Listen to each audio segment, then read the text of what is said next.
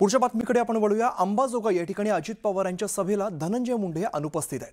अंबाजोगाई या ठिकाणी नगरपालिका निवडणुकीत राष्ट्रवादीच्या उमेदवाराच्या प्रचारासाठी जाहीर सभा पार पडते। मात्र परळी आणि अंबाजोगाई 20 किलोमीटरच्या अंतर असताना सुद्धा धनंजय मुंडे गैरहजर आहेत। त्यामुळे राजकीय वर्तुळात सध्या चर्चा सुरू दिसते। अंबाजोगाई या ठिकाणी अजित पवार यांच्या सभेला धनंजय मुंडे हे अनुपस्थित आहेत। अंबाजोगाई या ठिकाणी नगरपालिका निवडणुकीमध्ये राष्ट्रवादीच्या उमेदवाराच्या प्रचारासाठी जाहीर सभा पार पडते।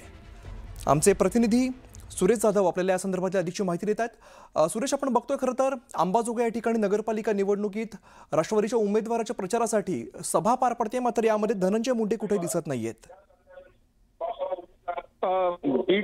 बीड जिल्ह्यामध्ये 6 नगरपालिका निवडणुका आहेत। यामध्ये आज अजितदादांच्या 2 जाहीर सभा होतात। यामध्ये पहिली सभा जी आहे ती अंबाजोगाई या ठिकाणी सभा सुरू झालेली आहे आणि त्या सभेसाठी धनंजय मुंडे हे व्यासपीठावरती आहेत। का तर या धनंजय मुंडे हे मतदारसंघ परळी मतदारसंघ आणि परळीमधली काही अंबाजोगाईमधली काही गावं देखील त्या ठिकाणी येतात। त्यामुळे परळी मतदारसंघाच्या जवळ असलेल्या लागून असलेल्या अंबाजोगाई ही नगरपालिकेची निवडणूक होती आणि त्या निवडणुकीमध्ये धनंजय मुंडे यांचे सहकारी म्हणजे ज्यांनी धनंजय मुंडेच्या निवडणुकीमध्ये तनमन धनाने त्या ठिकाणी ते सहभागी झाले होते, त्यांच्या कार्यकर्त्यांच्या निवडणुकीमध्ये अजितदादांची सभा होत असताना, एका राष्ट्रीय नेत्याची सभा होत असताना धनंजय मुंडे या ठिकाणी अनुपस्थित असल्या कारणाने त्याची चर्चा देखील मोठ्या प्रमाणात होते।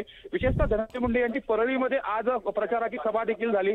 सभा संपल्यानंतर 2 ते 2.5 तासाचा कालावधी देखील शिल्लक होता। मात्र इथं या सभेला धनंजय मुंडे का अनुपस्थित आहेत असा जो प्रश्न आहे तो राजकीय वर्तुळामध्ये चर्चेला जातोय। याचं उत्तर आता धनंजय मुंडे काय देतात हे देखील पाहणं महत्त्वाचं असणार आहे। मात्र अवघ्या काही जवळ असलेल्या अंतरावरती असलेल्या निश्चित या सगळ्यामध्ये मात्र सुरेश राजकीय वर्तुळात चर्चा बघायला मिळते। धन्यवाद या सगळ्या सविस्तर माहितीसाठी।